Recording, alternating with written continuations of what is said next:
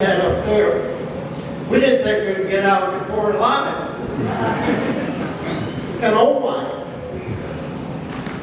You know, they had that Hasman kid, the Stacy kid, and that Hasman joined two of us out there on the first time we played them. And I told the kid, one thing you do if you're playing football in the jungle, don't kick the ball to the right line. So the next time we played them, we didn't pitch to Hasman. And any time they got runners on the corner, what we do, Bobby? I accidentally pitched a little close. He might drive one foul, left field, out of the ballpark, and you called me a lot of names. Oh my gosh. You were hot. But those are the 5-year-old came from them, where they had the second game, had a little bit of mental breakdown. But we learned something. We played quality baseball. We were playing for state championships out every week, weren't we? It seemed to be like, and we weren't very welcome in people's community.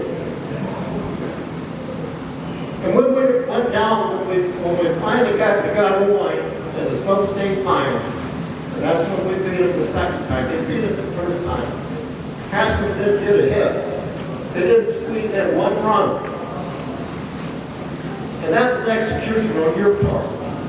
That comes from the mental discipline, the sacrifices, the commitments, and the teamwork that it took to get there. And when we went down to Marshalltown, there was no doubt in my mind. I know we're sitting here with a bunch of Iowa farm boys. We practice sometimes so early in the morning, but the chickens weren't even awake. Is that right? Yeah. Because why?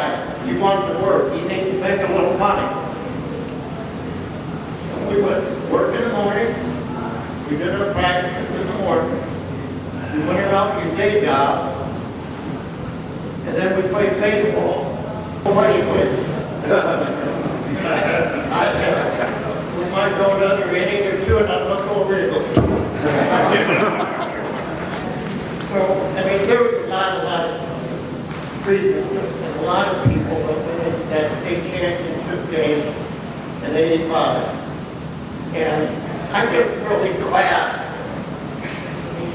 that I was part of it. Thank you. You show up, hit line, hit batting in the batting cage, takes midfield, go play ball. There's no pitch to the semi-fast. So, we played ball all summer long, and Coach Weimer, he put confidence in all of us. He just instilled it, he willed it, and he's our leader. I just want to thank him. The 2-hour practices was an hour and 45 minutes of hit. Hit block, hit. And if anybody ever wonders why we hit 350 as a team, as an average, it's because all we did was hit. And you know, we did the little things, but we understood the importance of offense. And the greatest thing that I ever appreciate more is when I would get ahead of the count as a batter.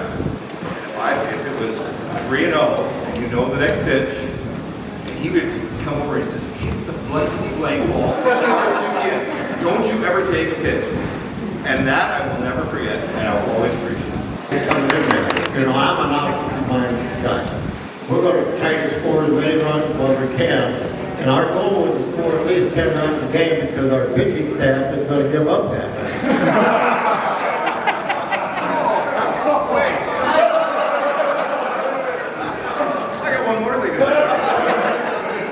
So I first came back, senior year, we had state track, so I missed those first couple games.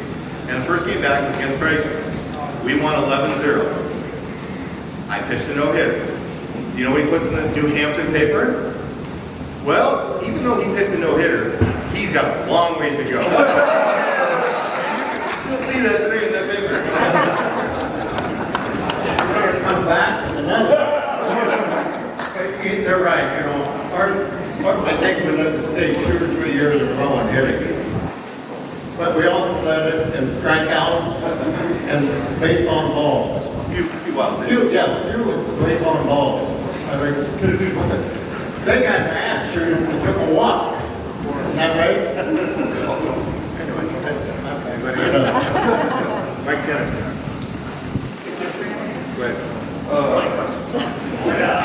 No, it should be hacked. Here's the deal. I think we know in business, we're on a team, that when you have someone that not only engages you, but then empowers you, great things can happen. And, you know, that's the conversation that I have when people talk about this team. The number of students and kids that we had sophomore through seniors, we just had a trust in each other.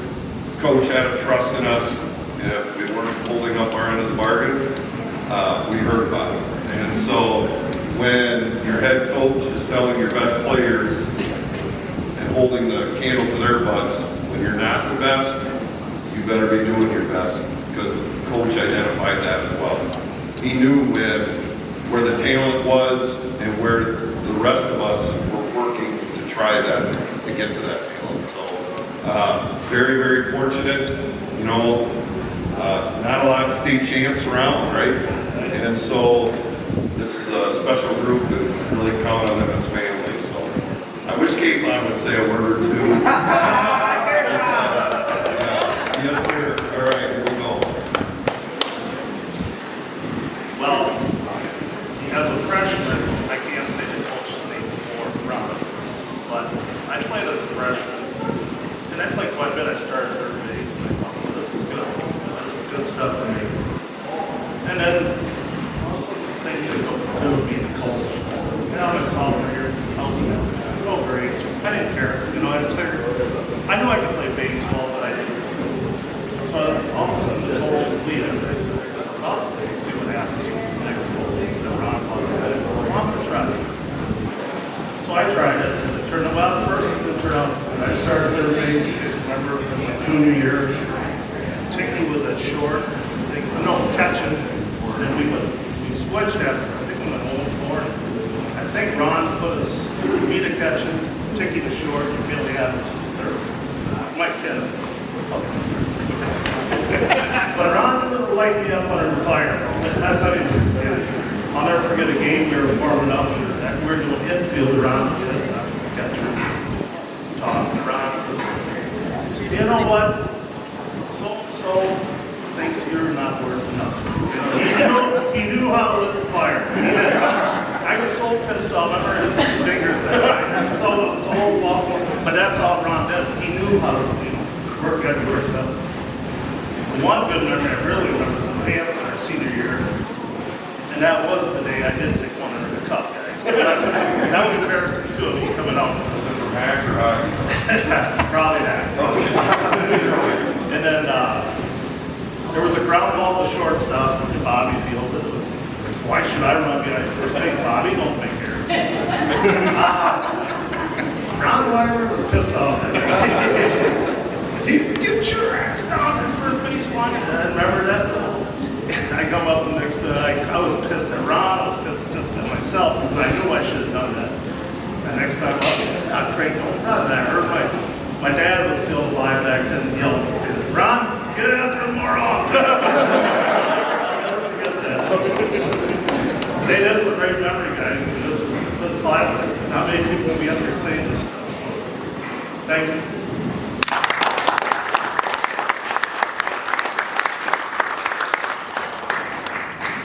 I just want to say that away from the diamond, we got along great. We were in the set. Right here, Mom. We'd come to, after baseball, we'd come to Lawler and play semi-fast as a team in the adult league. We did things together after our high school games and stuff. We just all got along so good, and we always played ball. Remember one time, we had to hurry back from the high school game because we had to play Coach Weimer's team in semi-fast. And I think we beat them, and his guys were pissed that he got us back for the time. But yeah, just a great group of guys. We all got along so well. That's what just helped us bond together.